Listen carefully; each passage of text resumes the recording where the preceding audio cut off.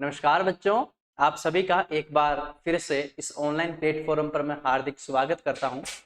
Last time हम लोगों ने दो प्रमेय कंप्लीट कर ली थी। एक तो अध्यारोपण प्रमेय जो मोस्ट इंपोर्टेंट थी, दूसरी थेवेनिन प्रमेय, तीसरी हम लोग डिस्कस करते हैं अब नॉर्टन प्रमेय। कौन सी प्रमेय डिस्कस करते हैं? नॉर्टन प्रमेय डिस्कस करते हैं। नॉर्टन प्रमेय, ठीक है। तो प्रमेय में सबसे पहले जो चीज आती है वो होता है प्रमेय का कथन। क्या होता है? प्रमेय का कथन, यानी कि अपने को उसका स्टेटमेंट आना चाहिए। प्रमेय का क्या आना चाहिए? अपने को स्टेटमेंट आना चाहिए, कथन आना चाहिए। अगर कथन आ रहा है तो प्रमेय सही है, प्रमेय भी आप लोग कर सकते हो। लेकिन अगर कथन में कोई दिक्कत हो जाएगी तो आप लोग प्रमेय सिद्ध नहीं कर पाओगे और आपको वो समझ में भी नहीं आएगी। अब ध्यान से समझना, इसका स्टेटमेंट क्या है। ये थेवेनिन नॉर्टन प्रमेय एकदम थेवेनिन थ्योरम है, उसके ही तुल्य होती है। उसके ही क्या होती है? तुल्य होती है। तो ये प्रमेय क्या बोलती है? इसका कथन क्या है? विभिन्न स्रोतों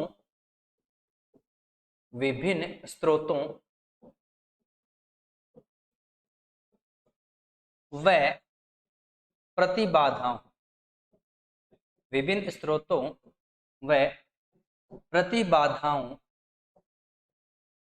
से विभिन्न से युक्त से युक्त जटिल जाल को से युक्त जटिल जाल को जटिल जाल को एक ऐसे परिपथ से एक ऐसे परिपथ से प्रतिस्थापित किया जा सकता है। एक ऐसे परिपथ से प्रतिस्थापित किया जा सकता है, प्रतिस्थापित किया जा सकता है, किया जा सकता है, जिसमें जिसमें एक तुल्य जिसमें एक तुल्य धारा स्रोत तुल्य धारा स्रोत तुल्य धारा स्रोत आई इक्वलेंट व इसके समांतर क्रम में इसके समांतर क्रम में इसके कौन से क्रम में बच्चों? समांतर क्रम में तुल्य प्रतिबाधा तुल्य प्रतिबाधा तुल्य प्रतिबाधा Z इक्विवेलेंट जोड़ी हो, Z इक्विवेलेंट जोड़ी हो। ठीक है, हमने क्या बताया? एक स्टेटमेंट लिखा, उस स्टेटमेंट के अकॉर्डिंग मैं आपको बता रहा हूं कि अपने पास एक ऐसा द्विटर्मिनल जाल है। ये जो जटिल जाल होगा ना, ये द्विटर्मिनल होगा। ठीक है ना, द्विटर्मिनल जटिल जाल। यहां पर नाम लिखना बच्चों, द्विटर्मिनल। कौन सा? द्विटर्मिनल जटिल जाल होगा। ओके, तो द्विटर्मिनल जटिल जाल को हम एक ऐसे परिपथ से प्रतिस्थापित कर सकते हैं जिसमें एक धारा स्रोत लगा हुआ होगा और उस धारा स्रोत के समांतर क्रम में एक क्या लगा हुआ होगा? अपना एक Z इक्विवेलेंट यानी कि तुल्य प्रतिबाधा लगा हुआ होगा। ठीक है, अब Z इक्विवेलेंट और I इक्विवेलेंट क्या क्या चीज है, इन चीजों को नोट करते हैं। यहां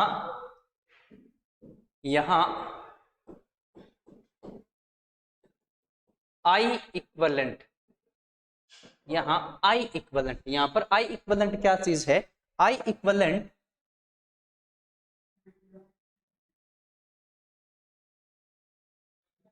I इक्विवेलेंट जो अपना लोड प्रतिरोध होगा उसको शॉर्ट करने पर, लोड प्रतिरोध को शॉर्ट करने पर उसके टर्मिनलों में प्रवाहित धारा होगी। ठीक है ना, लोड प्रतिरोध को लघुपतित करने पर, लोड को लघुपतित करने पर उसमें प्रवाहित धारा, उसमें प्रवाहित धारा। ठीक है, और Z इक्विवेलेंट के बारे में अपने को पता है। R लोड को हटाने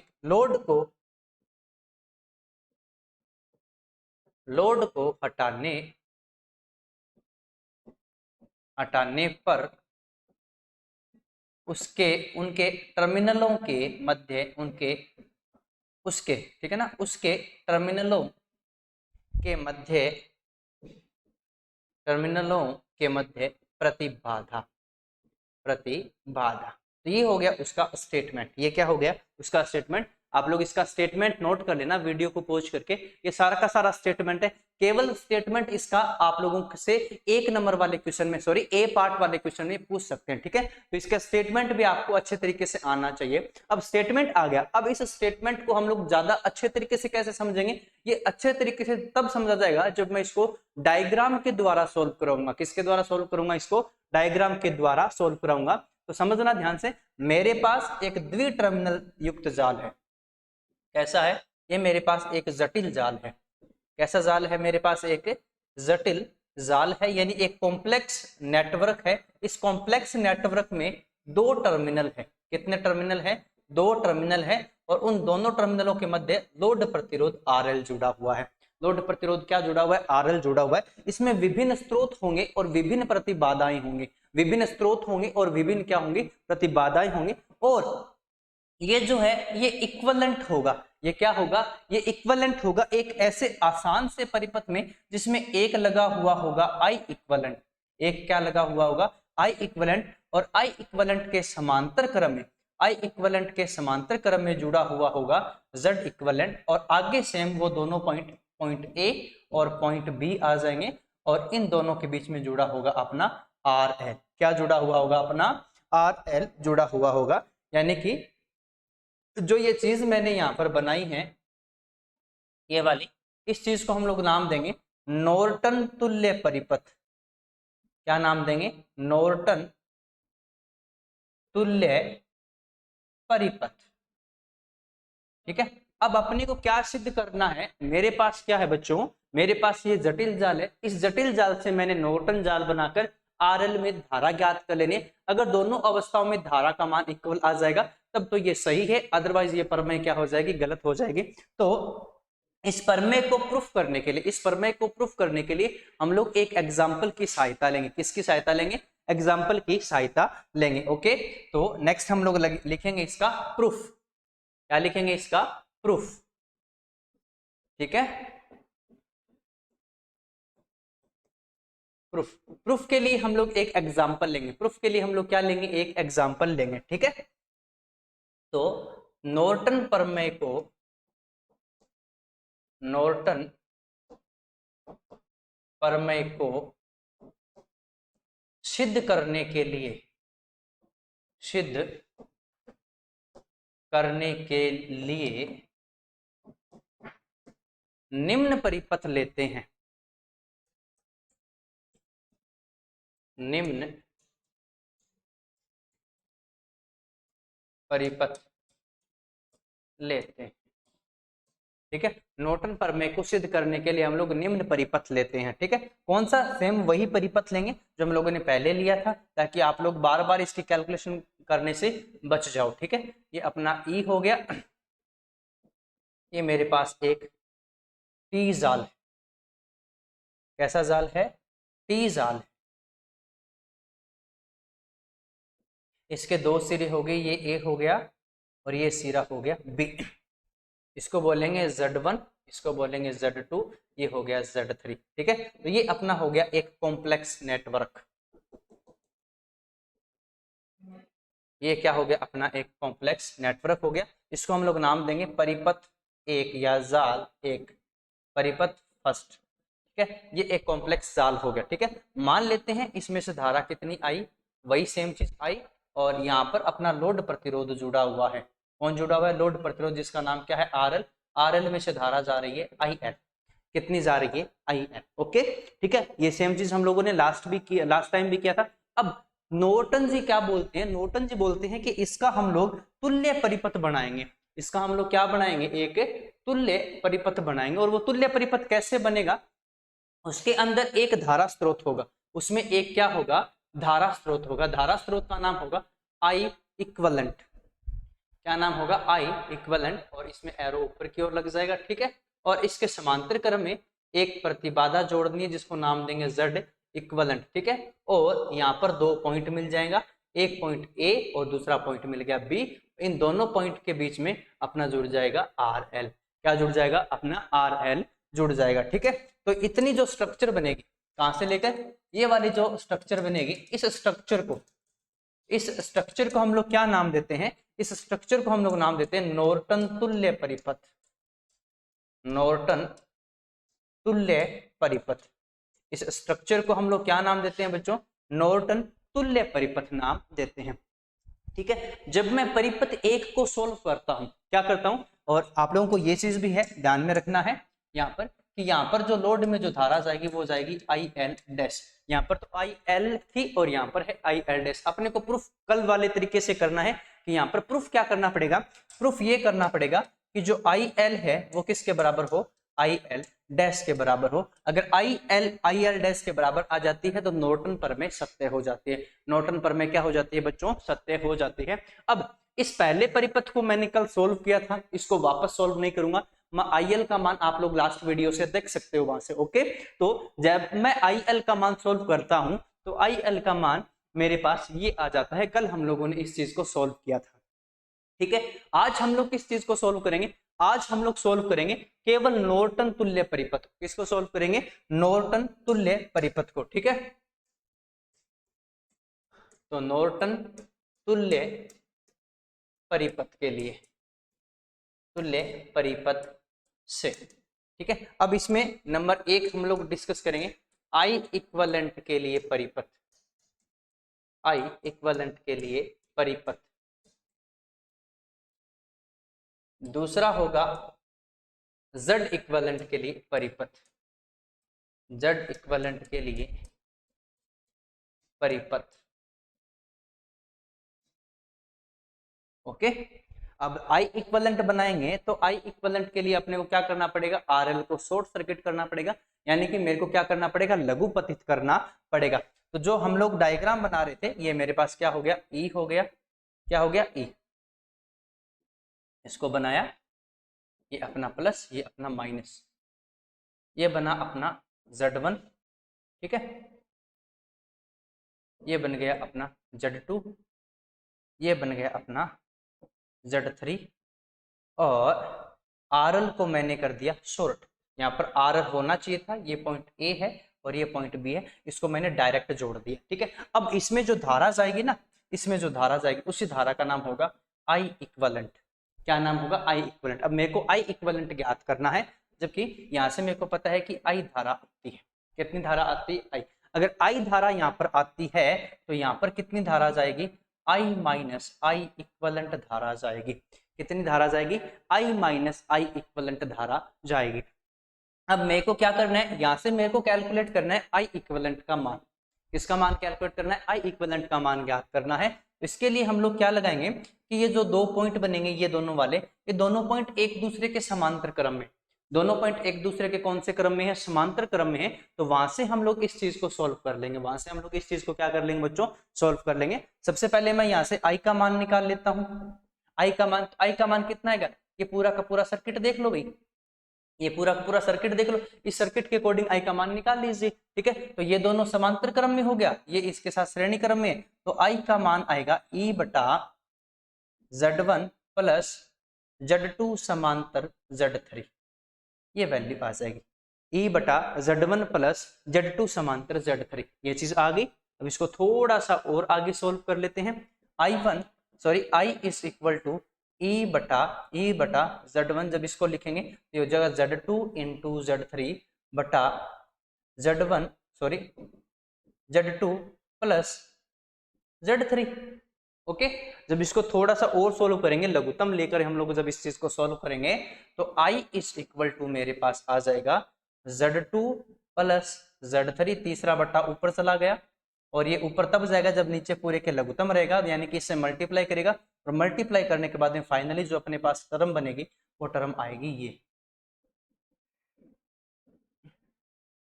तो मेरे पास आई का मान आ गया। किसका मान आ गया? आई का मान आ चुका है। अब मैं क्या लगाऊंगा यहाँ पर? समांतर क्रम नियम लगाऊंगा। कौन सा नियम लगाऊंगा? समांतर क्रम नियम लगाकर आई इक्विवेलेंट का मान कैलकुलेट करूंगा। ठीक है, तो समांतर क्रम वाला नियम लगाते हैं। समांतर क्रम नियम से, समांतर क्रम नियम से, समांतर क्रम नियम से क्या होगा, Z3 पर वोल्टता, क्योंकि दोनों कौन से क्रम में है, दोनों समांतर क्रम में है, तो Z3 पर वोल्टता इज इक्वल टू Z2 पर वोल्टता, इज इक्वल टू Z2 पर वोल्टता।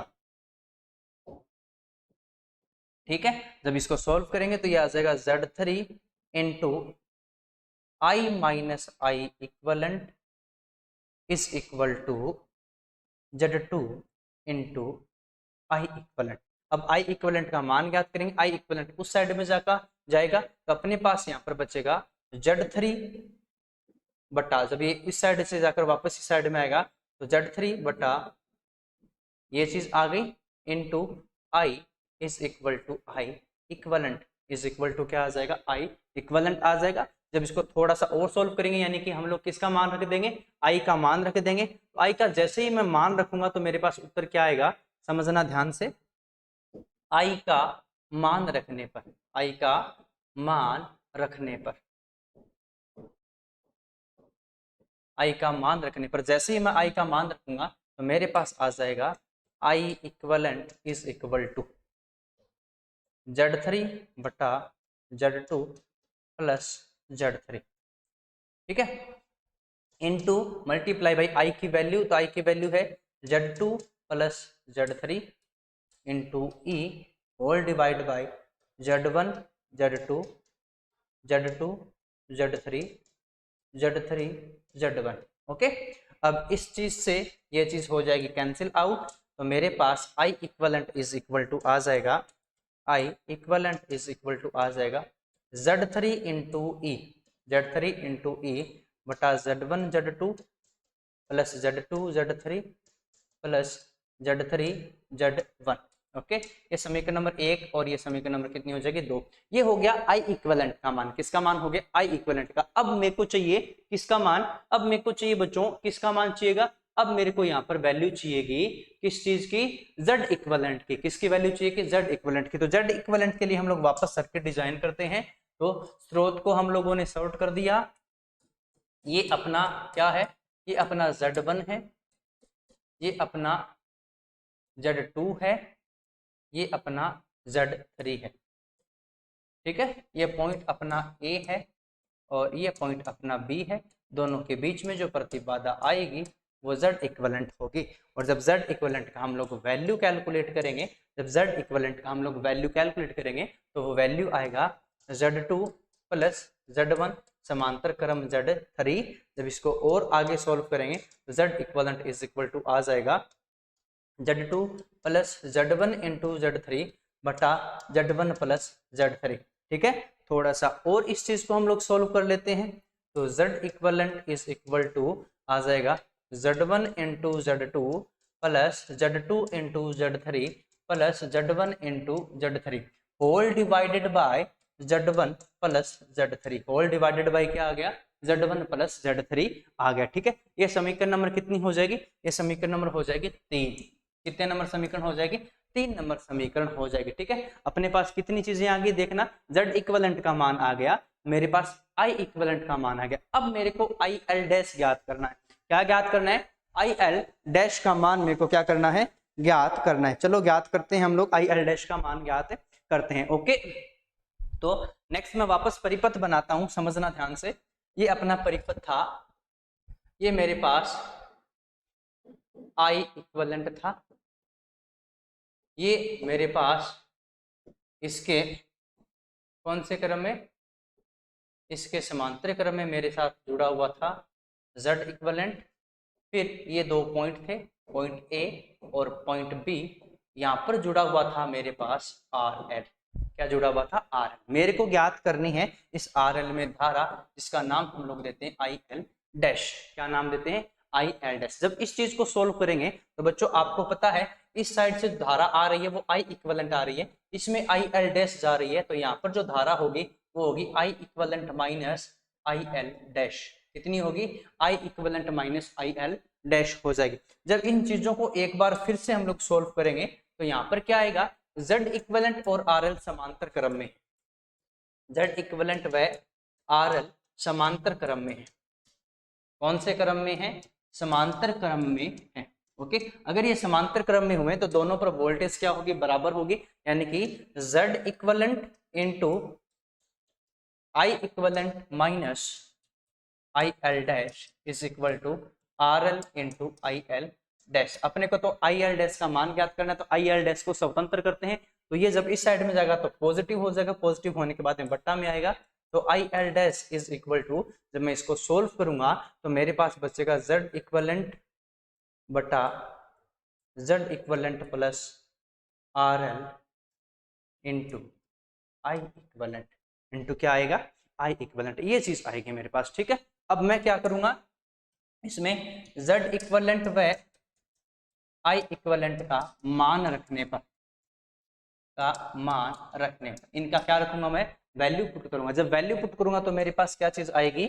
आई L dash is equal to Z equivalent. Z equivalent की वैल्यू हम लोगों ने कैलकुलेट की थी, Z इक्वलेंट की वैल्यू हम लोगों ने क्या की थी बच्चों? कैलकुलेट की थी। ठीक है, तो वो वैल्यू क्या आएगी समझना ध्यान से।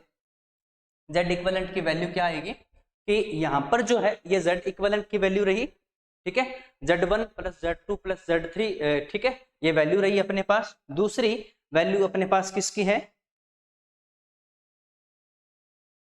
ठीक है, इनको छोटा कर लेते हैं, अपने को आगे काम आएंगे। ठीक है, Z इक्वलेंट की वैल्यू है और I इक्वलेंट की वैल्यू, वैल्यूज पुट करते हैं अपने पास आंसर आ जाएगा। ओके, ठीक है, तो मैं वैल्यू पुट करता हूँ।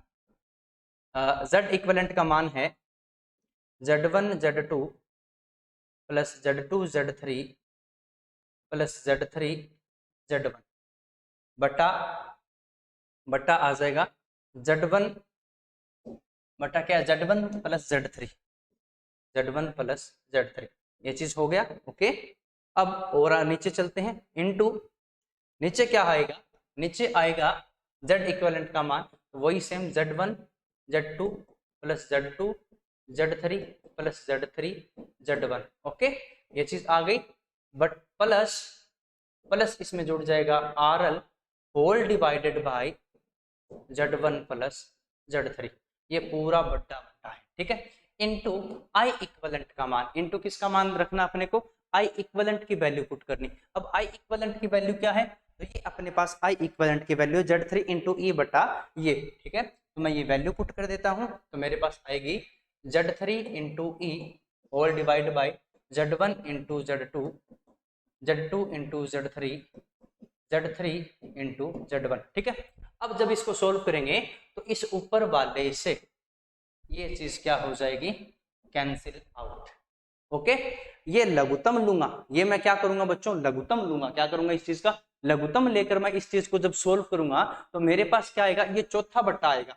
कौन सा बट्टा आएगा? ऊपर एक बच गया, चौथा बट्टा आएगा, ये ऊपर जाके अपने आप सोल्व होगा। ये अपने आप क्या होगा बच्चों? सोल्व हो गया। तो ऊपर बचेगा अपने पास Z3 into E whole divide by, जब इसको सोल्व करेंगे तो मेरे पास आ जाएगा Z1 into Z2 plus Z2 into Z3 plus Z3 into Z1 plus, अब ये जो चीज है ये इसके साथ मल्टीप्लाई कर लेगी, तो Z1 प्लस Z3 इंटू में क्या आ जाएगा? RL। तो यहां से जब हम लोग IL डैश का मान ज्ञात करते हैं थेवेनिन प्रमेय, सॉरी नॉर्टन प्रमेय से, कौन से प्रमेय से? नॉर्टन प्रमेय से। तो नॉर्टन प्रमेय से समीकरण नंबर 4 में अपने को किसका मान मिलता है? अपने को मान मिलता है किसका बच्चों? ये IL डैश का। किसका मान मिलता है अपने को? IL डैश की वैल्यू प्राप्त होती है। अब समीकरण नंबर 1 और 4 को मैच कर लो, अगर दोनों इक्वल हो तो अपनी प्रमेय सही है, अदरवाइज प्रमेय गलत है। तो इसको देख लो ध्यान से, इस वैल्यू को IL को, ठीक है, देख लिया आप लोगों, नोट कर लिया। ठीक है, और अब हम लोग किसकी वैल्यू देख लेते हैं? हम लोग देख लेते हैं IL डैश की। तो दोनों मान बच्चों बराबर है, तो यहां से हम लोग लिख सकते हैं समीकरण कौन सी से? समीकरण 1 व 4 से। समीकरण 1 व 4 से क्या चीज आ जाएगी? समीकरण 1 और 4 से ये चीज आएगी IL is equal to IL dash, IL is equal to IL dash. यही अपने को प्रूफ करना था, और इसके नीचे लिख देंगे इति सिद्धम। क्या लिख देंगे? इति सिद्धम। क्या लिख देंगे बच्चों इसके नीचे? इति सिद्धम नाम लिख देंगे, यानी कि अपनी नॉर्टन प्रमेय भी क्या हो गई? सत्यापित हो गई। बाकी हम लोग डिस्कस करेंगे नेक्स्ट वीडियो में। आज इतना ही। थैंक यू सो मच बच्चों।